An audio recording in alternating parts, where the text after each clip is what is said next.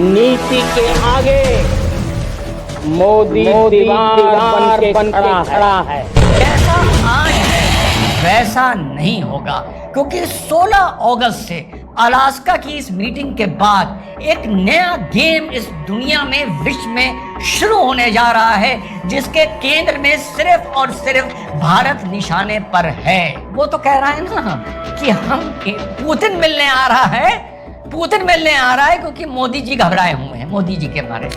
अब मोदी जी की भी जरा भाषा देख लो, है यार, अजीब मजा आ रहा है जियोपॉलिटिक्स में।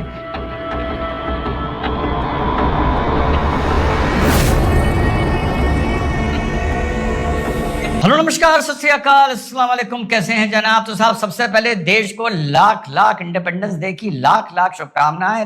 उनकी बॉडी लैंग्वेज थी। और उधर ट्रम्प कह रहा है कि अगर पुतिन से मेरा समझौता नहीं हुआ तो मैं भारत पर और टैरिफ लगा दूंगा। और भी कह रहा है कि पुतिन मुझसे मिलने आया है इस मारे क्योंकि मैंने इंडिया पे टैरिफ लगा दिए हैं। मोदी मिलने नहीं आया है, पुतिन मिलने आया है क्योंकि इंडिया पे टैरिफ लगा दिए हैं। और बावले बौखला के अब ये भी बोल रहे हैं कि अगर अलास्का में पुतिन के साथ हमारी वार्ता अगर फेल हो जाती है तो हम भारत पर और टैरिफ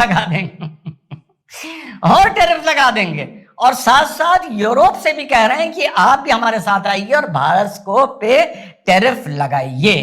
तो सीधे चलते हैं लाल किला और आज के इस दिन को और मोदी जी के भाषण को बहुत संक्षेप में एनालाइज करते हैं साथी। आज का 15 अगस्त 2025 का और 15 अगस्त 2026 का, ये आने वाला एक वर्ष, इस 15 अगस्त से लेकर आने वाले 15 अगस्त के जो बीच के 364-65 दिन हैं, ये भारत के लिए अब तक मेरे अनुभव से सबसे ज्यादा सेंसिटिव और महत्वपूर्ण दिन हैं। और आने वाला 15 अगस्त 2026 का मोदी जी का भाषण ये तय करेगा कि भारत दुनिया में कहां खड़ा है, हर नजरिए से, जियो इकोनॉमिक, जियो पॉलिटिकल, जियो स्ट्रेटेजिकल। तो 365 दिन साथियों बहुत इंपॉर्टेंट हैं, वाकई मेक और ब्रेक हैं ये भारत के लिए। तो इस वक्त देश के कम से कम वतन परस्तों को एक साथ आना चाहिए और मोदी जी की कही बात सुननी चाहिए। सारी चीज एक ही वीडियो में हम नहीं ला पाएंगे। जीएसटी पर बड़ी इंटरेस्टिंग बात की है। बात शुरू करी ऑपरेशन सिंदूर से, फौज और फौजियों के शौर्य को सलाम किया, साथ में फिर से दोहराया कि फिर मारेंगे, फिर से दोहराया तुम्हारा न्यूक्लियर ब्लैकमेल नहीं चलेगा। अब आप सोचिए इस 15 अगस्त का वैल्यू। 3 दिन पहले अमेरिका में बैठ के न्यूक्लियर ब्लैकमेल हो रहा है और आज हमारा प्रधानमंत्री लाल किले पे खड़ा होकर बोल रहा है कि न्यूक्लियर ब्लैकमेल नहीं होगा। और न्यूक्लियर ब्लैकमेल कहां बैठ के बोला जा रहा है? किसकी गोद में? ट्रम्प की गोद में बैठ के बोला जा रहा है। अब मैंने फिलहाल इसको यूएसए का प्रेसिडेंट बोलना बंद कर दिया है क्योंकि इनके एक्सपर्ट्स भी अब ये बोल रहे हैं कि भैया ये ट्रम्प का लेना देना है, इसका यूएस से पॉलिसी से, जियो पॉलिटिक्स से, स्ट्रेटेजिक पॉलिसी से कोई लेना देना नहीं है। न्यूक्लियर थ्रेट को फिर मोदी जी ने कहा है ये नहीं चलेगा बेटा तुम्हारा, तुम किसी को अपना बाप बना लो।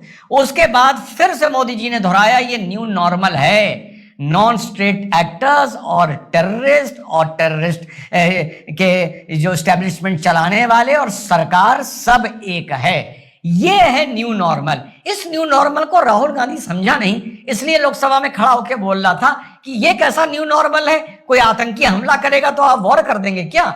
उसको अब ये समझ ही नहीं आ रहा है कि जब हम स्टेट और नॉन स्टेट एक्टर्स को एक मान के चल रहे हैं तो वाकई एक आतंकी हमले को पाकिस्तान के स्टेट का अटैक माना जाएगा। यह बात राहुल गांधी को समझ में नहीं आ रही है। सुदर्शन चक्र पे बड़ी इंपॉर्टेंट बात करी कि 10 साल के अंदर हम पूरा अपना defence, air defence system plus strike system, defence and offence, दोनों पे वर्क करेंगे। स्ट्रक्चरल रिफॉर्म्स की बात हुई। जीएसटी में अभी तक 5 स्लैब थे, अब सुनने में आया है कि दिवाली से पहले ये 2 स्लैब हो जाएंगे और जो रोजमर्रा की चीजें हैं उनके दाम कम होने का सुन रहे हैं। छोटे व्यापारियों को इससे लाभ हो सकता है। ये तो हुई एक मोटी मोटी जनरल बात। आरएसएस का जिक्र लाल किले पे खड़े होके अपने 12वीं अपनी 12th स्पीच है, ये संबोधन है प्रधानमंत्री नरेंद्र मोदी जी का। जहां तक मेरा जहन जा रहा है, शायद 12 साल में कभी आरएसएस का डायरेक्टली जिक्र नहीं हुआ था कि आरएसएस के बारे में जो उन्होंने वहां से लाल किले पे के पटल पर खड़े होकर अपनी बात बोली है।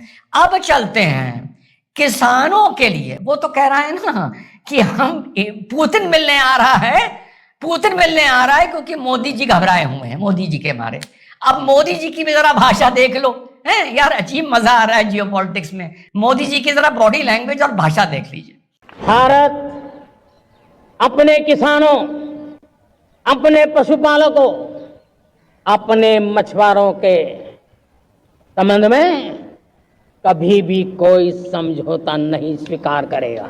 उनसे जुड़ी किसी भी अहितकारी नीति के आगे मोदी दीवार बन के खड़ा है। जी, वो नरेटिव जो 3 कानून लाने के बाद विपक्ष ने इस देश में बनाया था कि नरेंद्र मोदी गरीब किसान के दुश्मन हैं, वो नरेटिव इस देश ने पिछले 21 दिन में धुल गया है। और बॉडी लैंग्वेज देखिए, किसी भी अहित, ये होता है कि आप कौन कौन से वर्ड्स पर वेट डाल रहे हैं। और इस पूरी चीज का इंग्लिश ट्रांसलेशन बैठकर ट्रंप अलास्का में सुन रहा होगा कि पहले सुना तो मोदी ने बोला क्या है। अहित, किसी भी दीवार बनकर खड़ा हूं। इसकी इस लेवल पर, इस लेवल ऑफ डिप्लोमेसी पर इन भाषाओं की बड़ी वैल्यू होती है। और अमेरिका अब समझ गया है कि मोदी जी को अगर डराना है तो पुतिन को डराना।